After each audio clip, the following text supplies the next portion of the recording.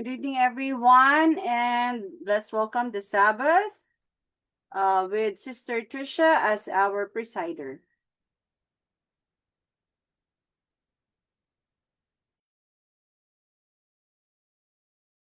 Magandang gabi po sa lahat at happy Sabbath po. So,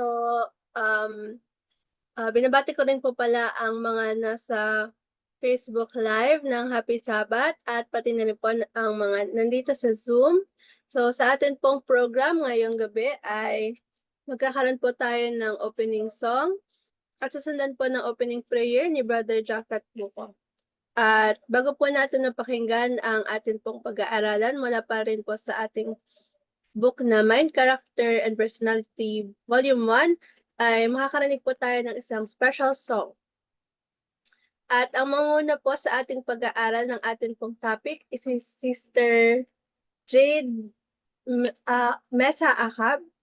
At ang closing prayer naman po ay si Brother Harry Gago. So yun po ang ating program sa gabing ito at happy Sabbath po muli. Tayo na po pala ay umawit para po sa ating opening song.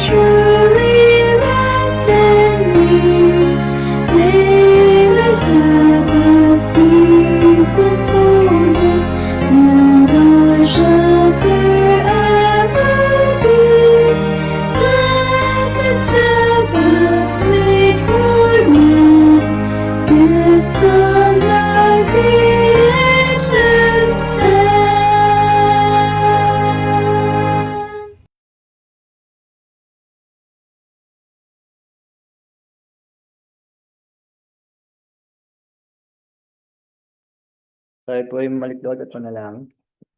Parang Diyos, maraming salamat po sa tubing ito na muli po kaming nagtipon-tipon para po sambahin ka at maraming po ng mga mensahe.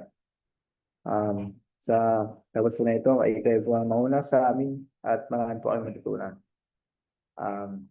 Patawarin niyo po kami sa mga nagawang pagkulang pagkasala sa Panginoon Jesus. Amen.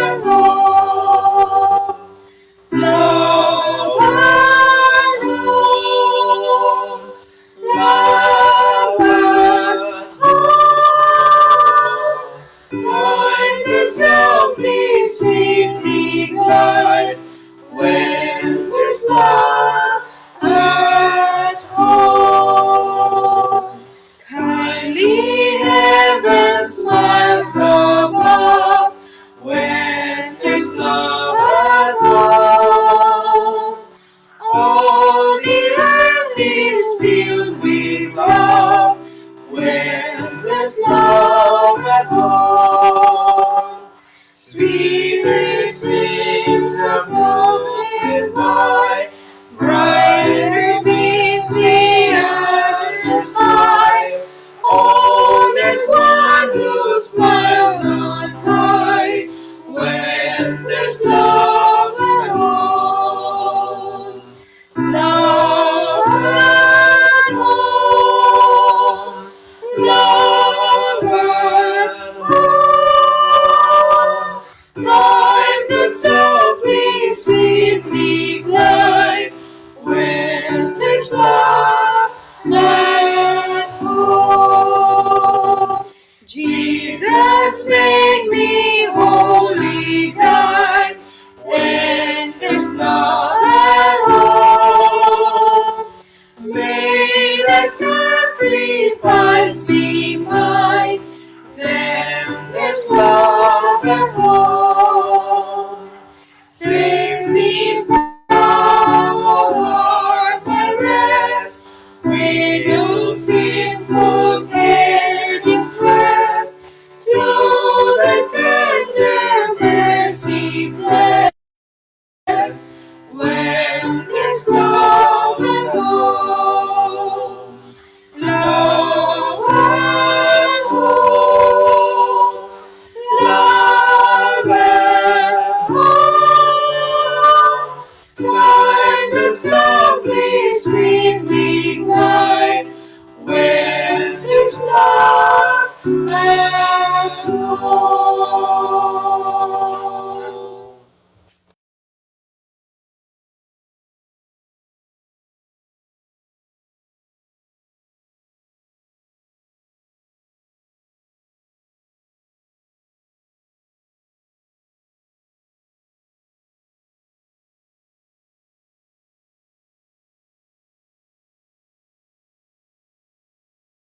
Happy sa ating lahat mga kapatid at happy Sabbath po. Salamat po muli sa pagkakataong ito na binigyan po tayo ng Panginoon ng panahon na makapag aral po muli at makapag-share din po ako sa inyo sa gabing ito. At muli po, happy Sabbath po sa ating lahat. Ang aking pong bahagi ngayon sa gabing ito ay matatagpuan po sa chapter 19 ng Mind, Character, and Personality, Volume 1. Nung mga nakaraan pong pag-aral po natin sa chapter 16, kung inyo pong maaalala, ay nabanggit po doon o napag-aralan po yung mga dapat gagawin ng isang ina bago po ilabas ang isang bata. Ngayon po ay mga dapat naman po gagawin habang nagpapalaki at hanggang sa lumaki po yung isang sanggol o isang bata. So, ito po ay pinamagatan na parental influences. How parents shape character and faith. So, una po, home the first school. Sabi sa edukasyon or sa education, ang tahanan ang magiging unang paaralan ng isang bata. At ang kanilang unang tagapagturo ay ang kanilang mga magulang. Sasabi po, ang mga natutunan nila sa kanilang mga murang edad ay magiging makakatulong po ito or magiging pundasyon din sa kanilang buhay.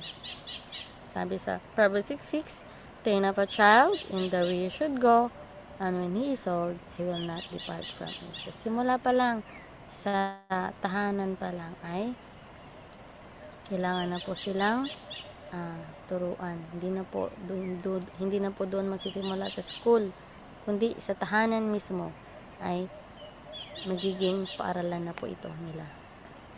Sunod po, bilang isang ina, power of your words.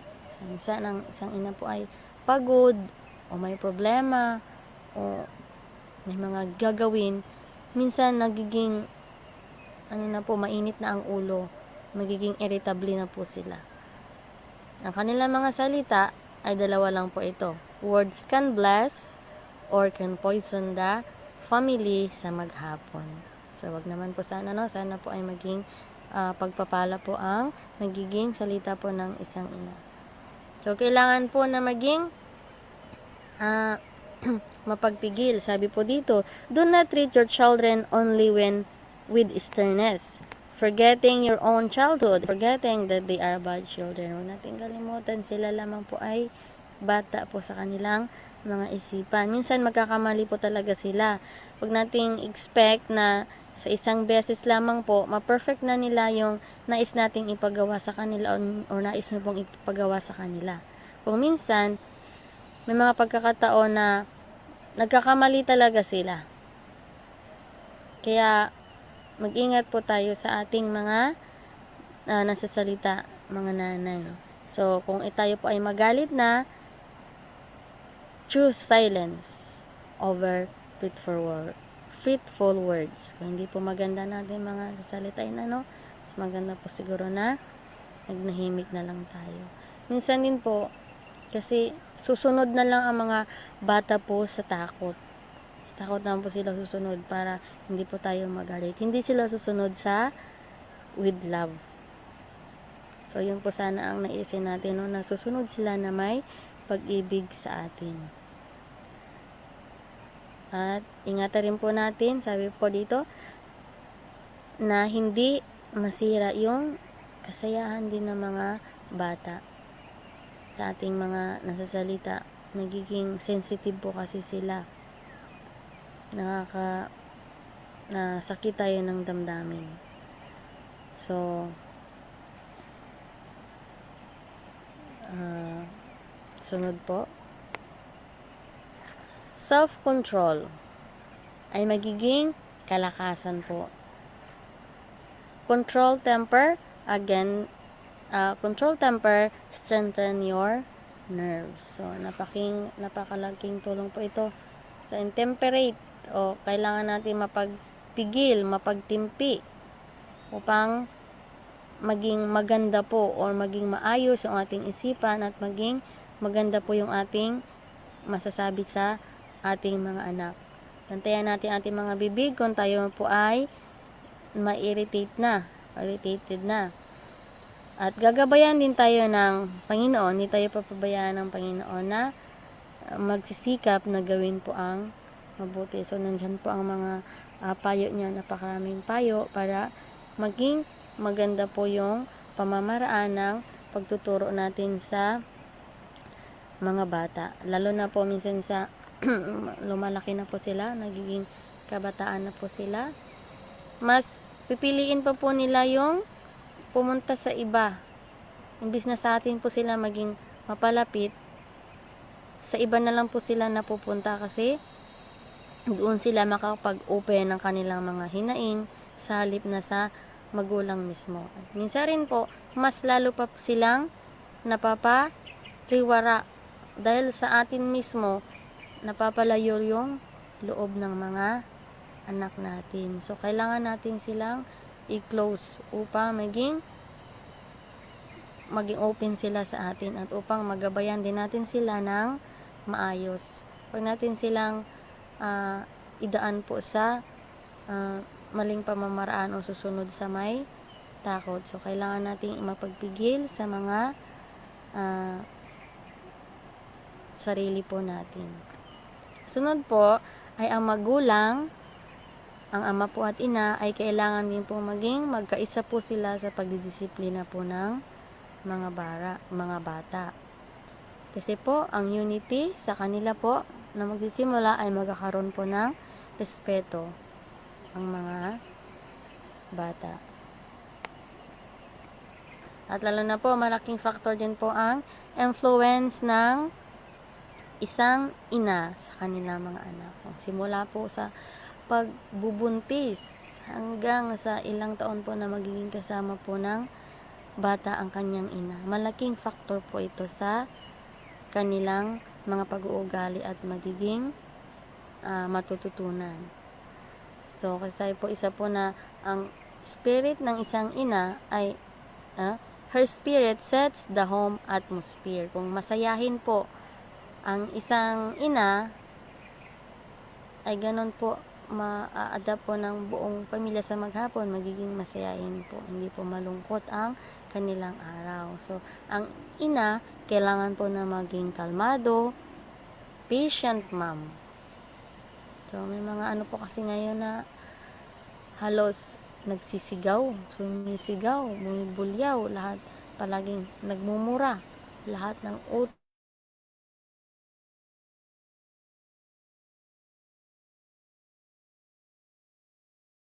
pagalit, o nagmumura, ang mga bata, susunod po sila sa isipan ng mga bata, hindi peaceful, hindi sila panatag nilang nanay. So, yun po ang kailangan mapansin po ng mga ina, no? Kailangan maging kalmado at para ang mga bata din po ay magiging factor din po, magiging peaceful din po ang isipan ng kanilang mga anak. At hindi lamang po sa ina, ganun din po sa ama. Ang magagawa ang tungkulin po ng isang ama, sabi po dito, be kind and firm. Pero hindi naman po maging sa mga bata, lalo na sa pagtuturo. Sa family, lalo na po kung may mga anak daw po na mga lalaki.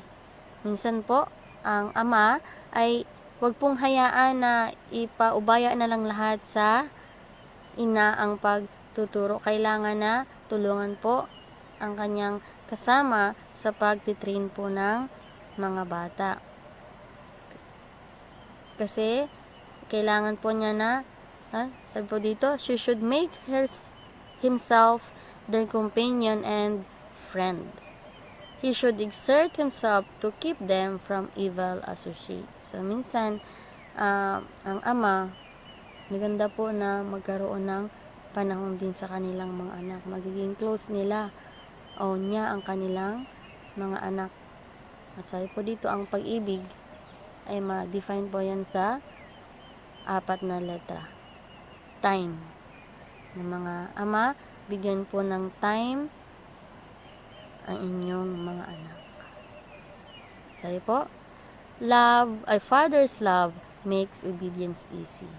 So, ang pag-ibig ng isang ama ay mas mabilis na mapasunod ang mga bata. Susunod din sila na may pag-ibig sa kanilang mga magulang. At correct them with love. So, sa mga pagkakamali ng mga anak, paano po makakapag-correct ng may pag-ibig? So, wag didisiplinahin, never discipline when angry. Tayo po, pag magkakamali ang mga anak,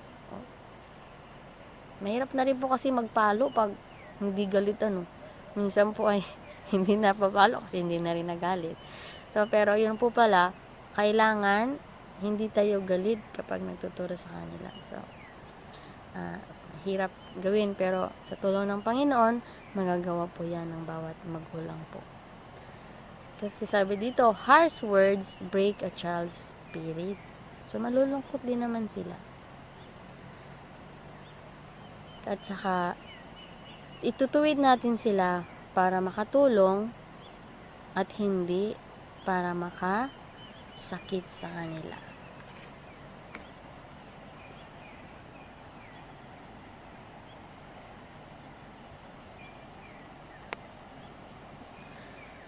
At sunod po ay ang train by example. Mga magulang, hindi lamang po na don't just command. Kailangan ipakita po sa kanila, lalo sa mga gawain sa bahay, mga example na nais nyo pong ipasunod sa inyong mga anak, ay maging halimbawa po kayo. Na ang bawat, araw-araw, ay kung ano po yung nakikita nila, yun po yung nagiging gagayahin nila. Yun ang matatatak sa isipan nila. Sabi dito, strong, even discipline. The happiness of every child may be secured by strong, even discipline. A child's truest graces consist in modesty and obedience. So, kailangan mapasunod kailangan ng matuto ng bata na sumunod po sa kanilang mga magulang. Ano po sabi dito? And attentive ears to hear the words of direction, and in willing feet and hands to walk and work in the path of duty. So, tungkulin nila, maging masaya po sila sa kanila pong ngayon, araw-araw. Susunod sila na may pag-ibig sa kanilang mga magulang. Next, start early. So, begin training in infancy. So, magiging infant pa lang ay kailangan ng turuan sa abot po ng kanilang makakaya. Kasi early habits are hardest to break. So, nakasanayan na po. Paglaki, mahirapan ng maturuan. So, malaking factor po na sa maliit pa lang ay masaanay na po sila. O sa mga medyo malaki na po ng mga bata, teach obedience, respect, and self-denial. So, sa mga gawain po sa bahay, kailangan niya pong turuan sila na maging masunurin. At sunod po, say no in love. So, paano po makakapagsabi ng hindi na may pag-ibig? So, minsan po din kasi makakagawa talaga sila ng hindi natin magugustuhan o hindi niyo po magustuhan, or nagkamali sila, or may gusto po silang gawin na ayaw nyo po. So, paano po ito ninyo masabi na hindi na may pag-ibig po kayo? Huwag nyo bulyawan agad o sigawan na hindi, or ano po ba yung masakit na ng mga salita ang isasabi natin sa kanila. O sabi po kasi ang overindulgence creates selfish adults. So, yung mga nais sila na kailangan nating magabayan po ito. Sabi po na ang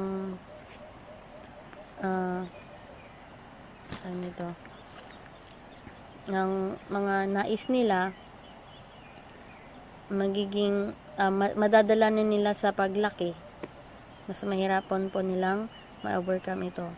At may iba din po na pagkakataon, teach them to handle disappointments. So, kung ma-discourage man sila, kailangan din po yung turuan na maging strong po silang harapin ito or tanggapin po ito. Sabi sa Ephesians 6 verse 4 din, na paano po tayo magturo sa kanila na without provoking. Hindi rin po madala po sila sa pagkagalit. So, papaalalahanan po ang mga magulang ng Panginoon ng mga dapat gagawin po sa mga anak nila. Kasi yung mga pagsabi po ng hindi ngayon o mag-deny muna ngayon, magiging pagpapala din po yan sa huli. So, yung pag-ibig na yan ay hindi yan dahil sa nilulupitan kayo, kundi yan po ay para sa ikabubuti ng mga bata, pero ano po nito, daanin lang po natin sa pag-ibig, may pag-ibig na pamamaraan. Teach simplicity. So, avoid dressing, example po dito ay sa pananamit, avoid dressing children for pride or show. So, lalo na mga magulang na ina ay maging halimbawa po sa kanilang mga anak. Simple, neat clothes teach humility. At sa huli po, vanity learned young is hard to unlearn. So, siyempre po kung ano po yung kinagawian nila sa maliit pa lang ay magiging dala po nito ito sa paglaki. So, kailangan po maging positive po ang kanilang mga matutunan sa habang sila po ay nasa murang edad pa po. At yung mga may anak na babae na nagdadalaga na, ay ang kanilang nanay ang maging halimbawa. Bantayan sila sa mga health-destroying passions of this age. Sabi ito, marami na mga uso ngayon, especially sa pananamit. O, kailangang bantayan ng isang ina ang kanilang mga anak na babae. At sunod po, mealtime.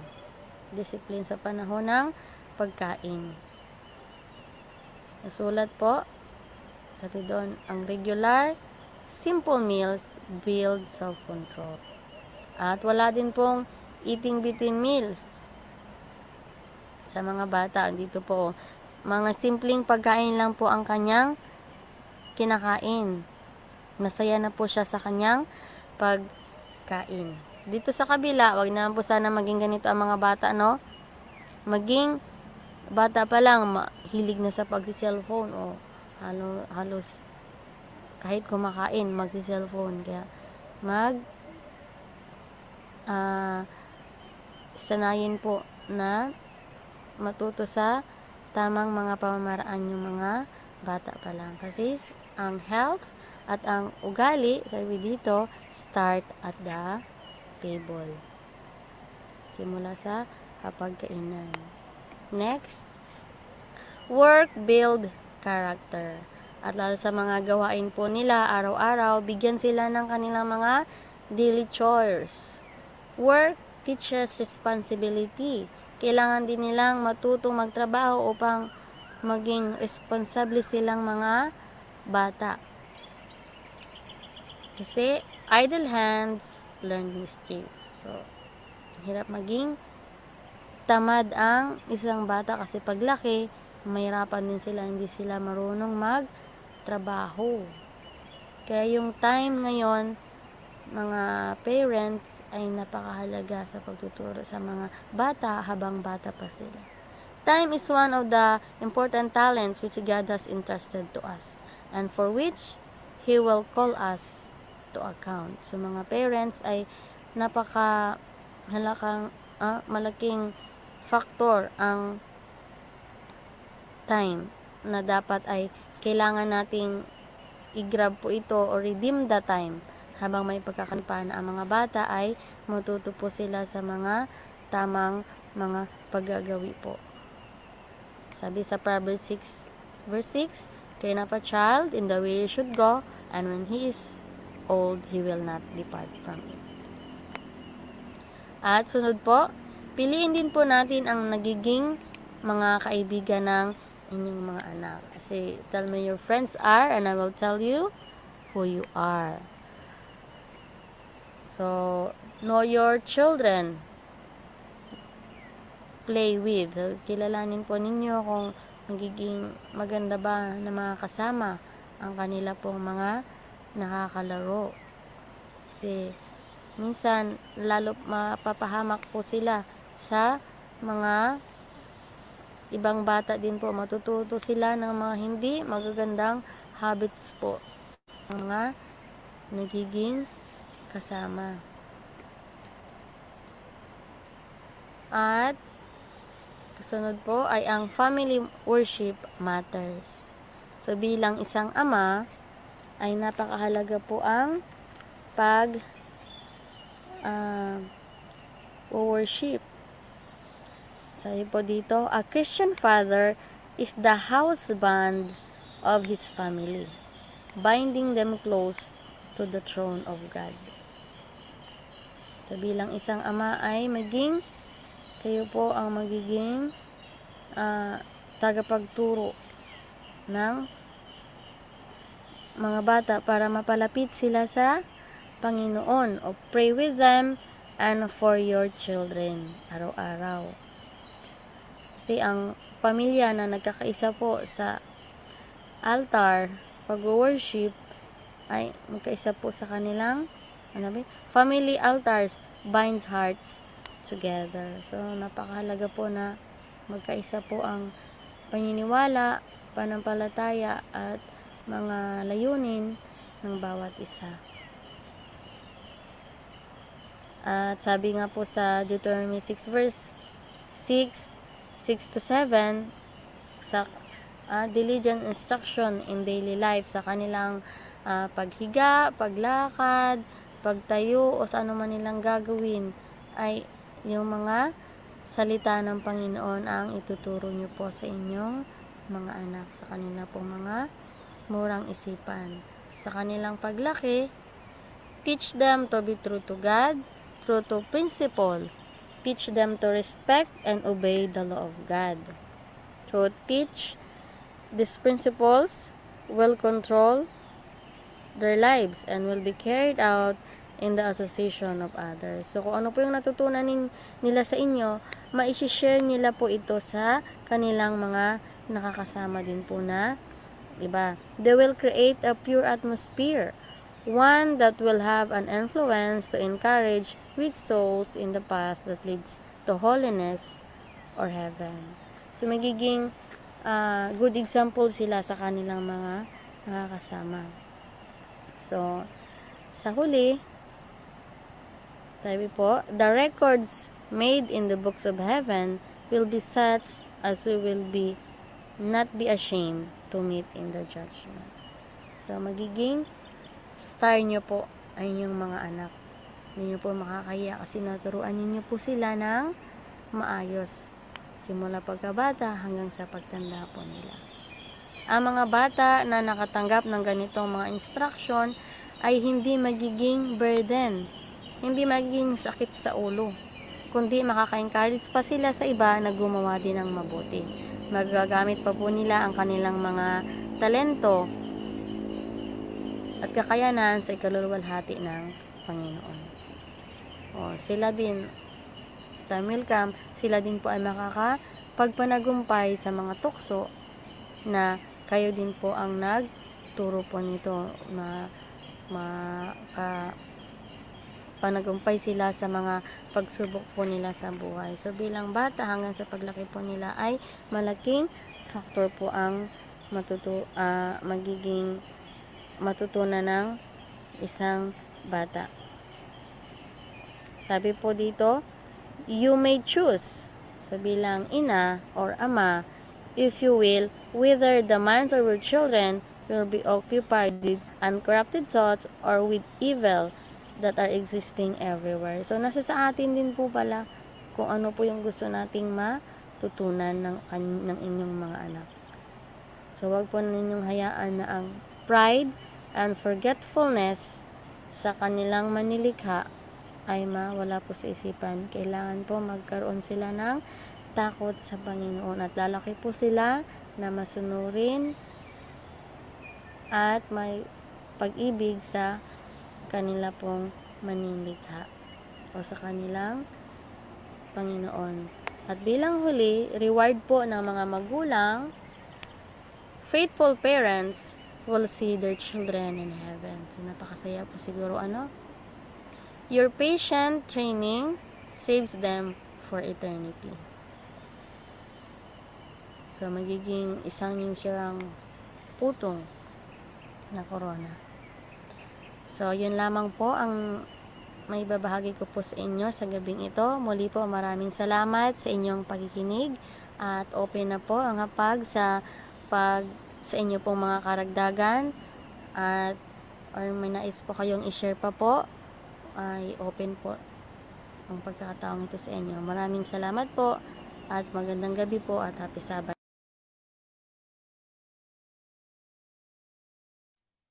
Maraming salamat po, Sister Jade, sa inyo pong pangunguna sa ating topic na parental influences at napaka-important nga po ito na reminder sa mga magulang na kanilang solemn obligation or sacred duty sa kanilang pagpapalaki ng anak.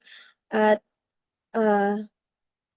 yun nga po yung ating lesson. So, kung meron pong mga magulang dito na ang nais mag-share ng kanilang pong mga karanasan or nais ibahagi mula po sa ating topic, ay welcome po kayo. At ganun po sa mga iba po pong mga nasa Zoom, kung meron din po kayong nais ibahagi, ay welcome po kayo to unmute.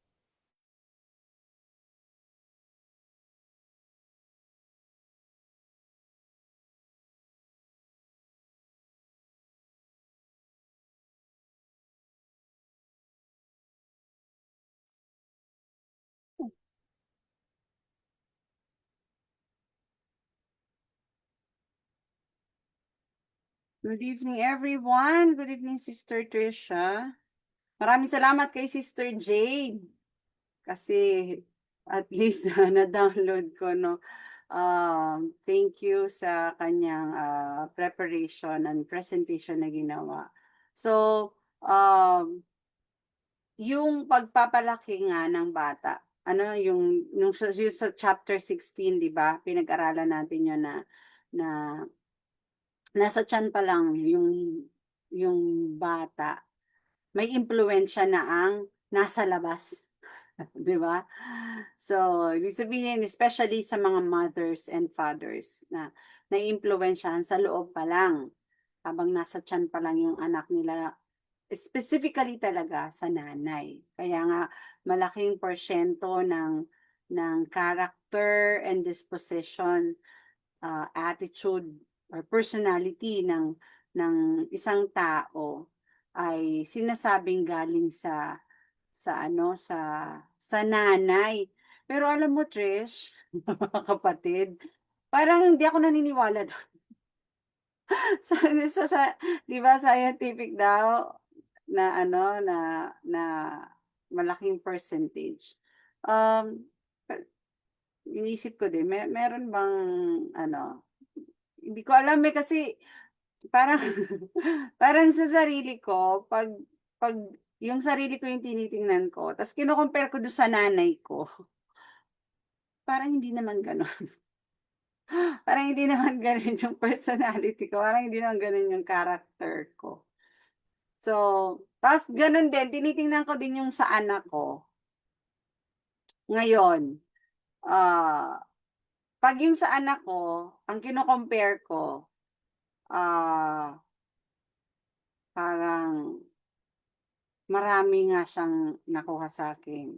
Pero 'pag ako yung ikino-compare ko sa nanay ko, parang parang maliit na porsiyento lang, hindi ko nga alam kung anong naman ako sa nanay ko, relihiyon lang ang naman ako sa nanay ko, eh. Pero yung yung characteristics niya, meron yung pagiging makupad, namana ko sa kanya. Pero sa kabuuan parang hindi ko sa kanya namana. Siguro dun sa lineage niya, puwedeng gano'n. Ba ba Baka ewan ko, pero hindi ko kasi nakikita yung gano'n, eh. Pero anyway, yun ang sabi. Yun ang sabi, sabi kasi, 'di ba? Eto namang inano ni Jade, ni Sister Jade, yung parental influences naman, yung pagkalabas na nung bata, 'di ba? 'Pag naipanganak mo na. So, mula pa rin sa pagka-baby. Actually, yung katigasan ng ulo ng isang tao, baby pa lang makikita mo na kung matigas ang ulo, eh. May attitude, kung may attitude, baby pa lang may attitude na, 'di ba? So, ano 'yun, it's very challenging sa mga parents kapag ang nailabas nila sa mundo ay isang bata na, hala, ang liit-liit pa lang may attitude na siya, 'di ba? Ang hirap ang hirap din lalo na tapos yung nanay maindi ng ulo, tapos yung bata matigas ang ulo, bata pa, baby pa, may sarili ng, alam mo yun, yung willful na siya. Yan, willful na siya, bata pa lang siya. So, it's actually really difficult to raise a child. Kaya sobrang yan, sobrang, um, anong tawag dun, yung talagang hihingin mo talaga yan. So, sa mga dalaga diyan na nagbabalak mag-asawa at mag-anak, si Ate Trisha. Oo, kaya Ate Trisha, pagka magbubuntis ka dapat masaya ka lang, 'no? Masayahin, hindi hindi bugnutin, hindi emosyonal, 'yan. Kasi makukuha 'yun ng bata mo, parang paglabas ng bata mo, anak mo, parang para sinakloban na ng langit at lupa. Ayan. So, ako yung napansin ko, sa personal experience ko, ah, Hindi talaga ako ready. Akala ko lang talaga ready talaga ako kasi hindi pala ako ready. Binasa ko kasi lahat eh. Tapos nung nagpapalaki na ako nung anak ko, ang anak ko, nung bata pa siya, nung baby pa siya, ano siya, tawag dito yung, hindi siya ano na bata, na mabait siya. Yung, nung ano ha, nung baby ha, nung baby pa siya, mabait talaga siya sa pagtulog. Kasi sinunod ko yung ano eh, yung, ah, yung mga payo tungkol sa tungkol sa very ano kasi ako nun eh, kung ano yung nababasa ko. Sabi ni Sister White ganito, sabi ni Sister White ganito. So sunod-sunod ko yun. So nung baby yung anak ko, ano siya, hindi ako nagkaroon ng ano diyan eh, yung natutulog, yung napuyat ako, hindi ako napuyat. Parang 1 week lang ako nag-adjust. Tapos pagtulog ko, tulog din siya. Paggising ko, gising din siya. Hindi ako nahirapan, wala akong kahirap-hirap. Nung baby pa talaga siya. Pero, pinagkalooban ako ng napakatalino palang anak. Hindi ko kaya. Hindi ko na kayanan yung energy. No, yung energy ng anak ko, sobra yung energy, parang katumbas ng 10 bata, hindi ko kaya. It's yung ano ko, yung ugali ko, ano, hindi hindi hindi swak dun sa anak ko. Magagalitin ako na nanay, madali akong maikli yung pisip ko. Dun pala sa personality na gano'n ng bata, dapat ang klase ng nanay,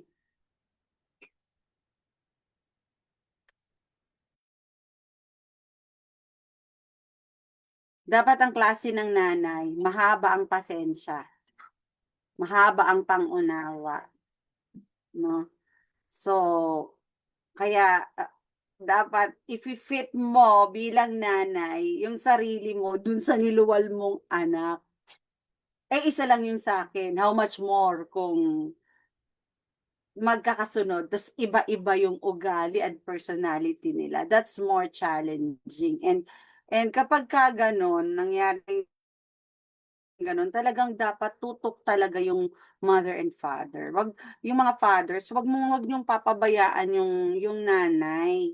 Kasi kasi siyempre, alam mo yun, yung lalo na kapagka sunod-sunod yung bata, maano yung pagitan, very taxing yan sa lahat ng aspeto ng ina. So, yung support talaga ng tatay, dapat talagang nandiya-diyan. Kasi hindi talaga yan kakayanin, 'di ba? So iba ang experience ng mga solong anak lang, isa lang yung anak, doon sa sunod-sunod ang anak. Kaya pagka ang anak niyo sunod-sunod, make sure na kayong mga tatay talagang nakatutok din talaga kayo kasi kawawa yung mga asawa niyo.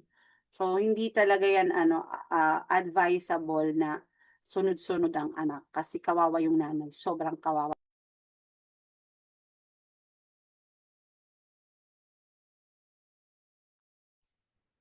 Thank you po, Sister Norris, sa inyo pong pagbahagi ng inyong karanasan sa pagpapalaki po ng inyong anak.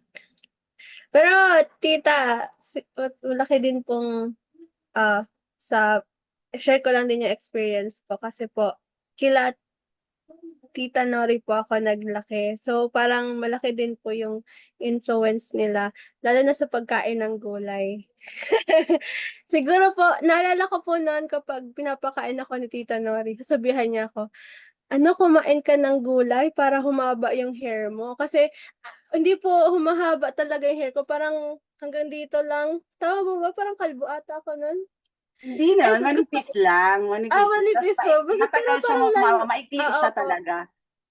Kaya naman ako, kain ako ng kain ng gulay. Siguro dun po yung ano, dun dun po na ano, na-influwensyahan ako na talagang mahilig kumain ng gulay. Kaya nung pag-transition ko po sa pagiging vegetarian, hindi po naging, parang mahirap. Parang madali na lang po siya sa akin kasi ever since naman po na bata ako, fruits, vegetables, kasi sa Tita Nori, puno-puno yan ng mga veggies and fruits, mga peras, ganyan sa kanilang ano, ang tawag dito sa ref nila.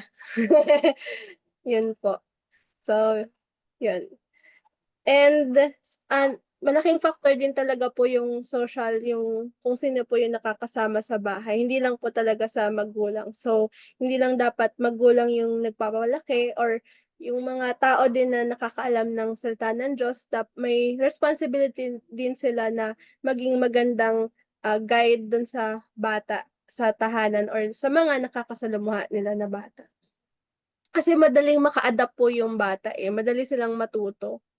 Kaya mapapansin niyo po 'yan sa mga bata ngayon na ano, parang or kahit dati naman na may maraming alam, parang gano'n. Ta's 'pag may nakasama nga po kami na bata do'n sa youth camp, parang tawag dito, sabi niya hindi daw siya kumakain ng hotdog. Dati daw, oo, ngayon daw hindi na kasi worm daw 'yun. Yung parang madali silang masabihan ng kung ano yung kakainin or yung hindi kakainin. So, yung mga gano'n po or sa iba pa pong aspect, hindi lang sa pagkain. So, madali naman talaga silang matuto kapag pinaunawa mo po ng maayos kung ano yung, right from wrong and right and wrong, gano'n po. So, meron pa po bang nais magbahagi ng kanila pong experience or parang insight po mula po dito sa atin pong pag-aralan? Yung ano, Trish, yung punto na yung parents, binabantayan din talaga yung mga friends ng mga anak nila. Ibig sabihin yung ginagabayan nila yung mga anak nila sa pagpili ng peers, no? Ng mga kakaibiganin. Anong ano nun? Anong advantage nun? Malaki ang advantage kasi it's not yung para bang uh, intrusion. It's not an intrusion of your freedom, 'di ba? But it is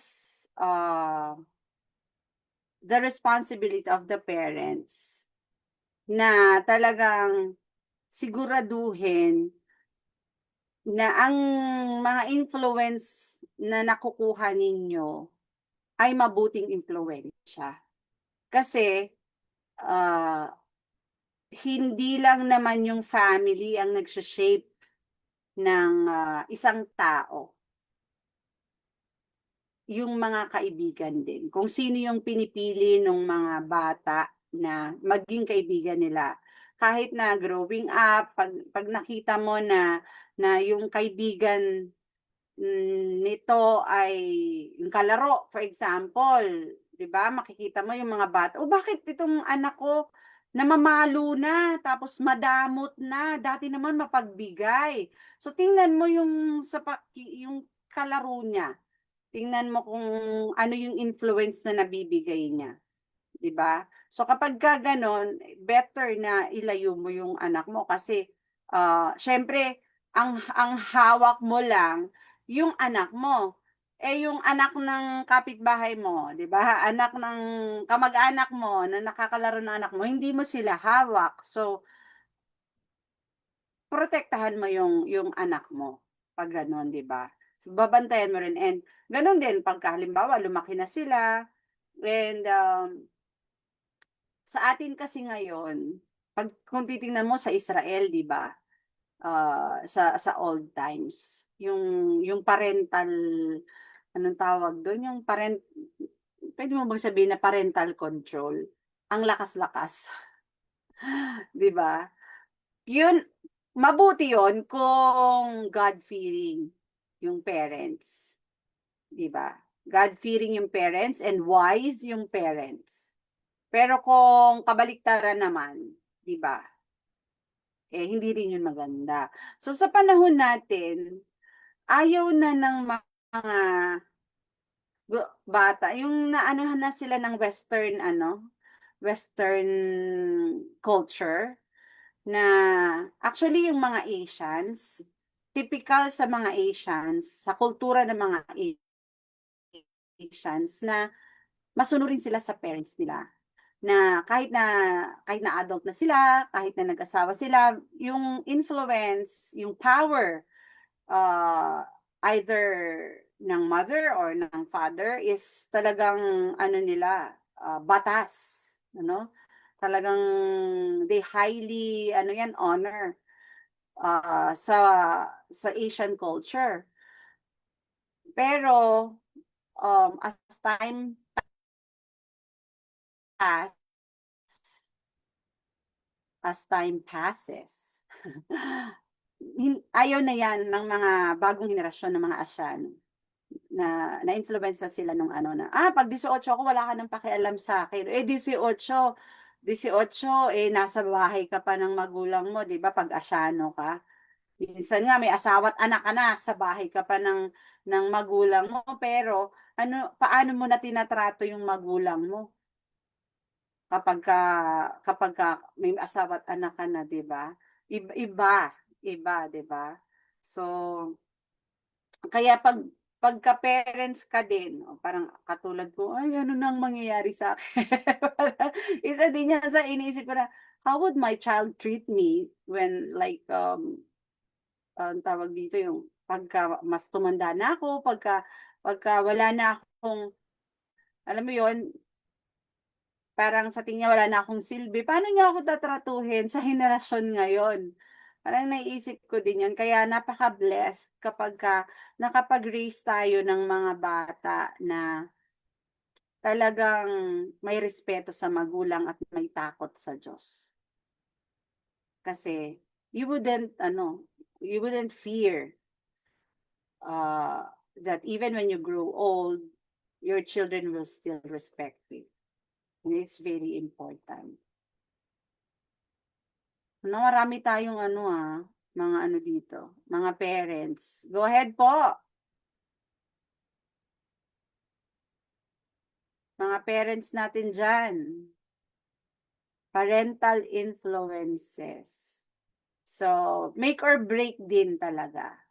Make or break sa parental influence. Kung ano yung na-influence mo sa anak mo, kung mabuti o masama, that would make him or that would break him. Kaya, ang pag-aanak, kung ang pag-aasawa talagang inaano mo, pinag-aaralan mo din, di ba?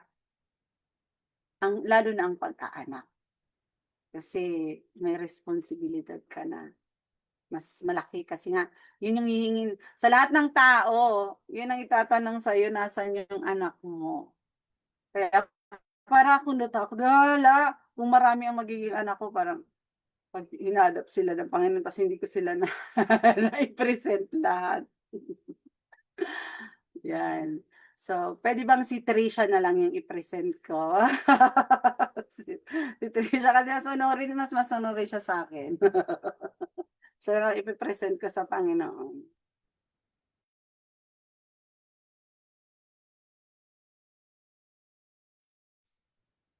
Ayan, maraming salamat po muli, Sister Nori. Meron pa po ba? Marami po tayong magulang na kasama dito sa atin pong Zoom. Pwede po bang makapag-share yung ating pong mga ibang kasama?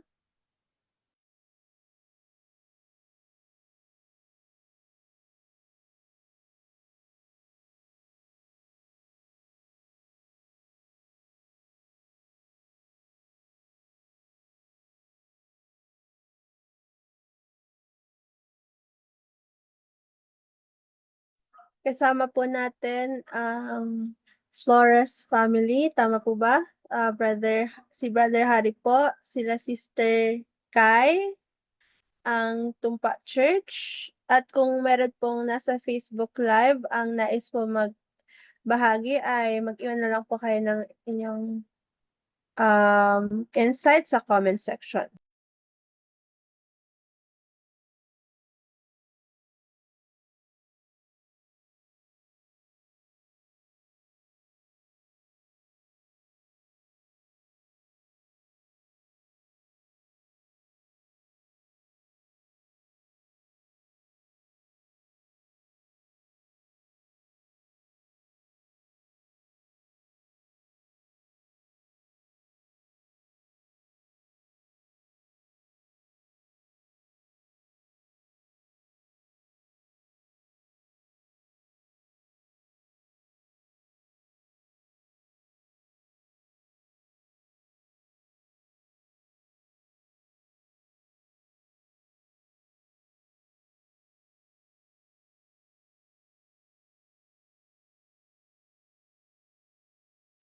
So kung wala na pong magdadagdag ay tayo na po ay dadako sa ating pagtatapos. Muli po maraming salamat po sa ating tagapagsalita, si Sister Jade, at sa nakasama po natin, nagbahagi, Sister Nori. And tayo na po ay dadako sa ating pagtatapos. Awitin po natin ang ating closing song at closing prayer naman po ni Brother Harry.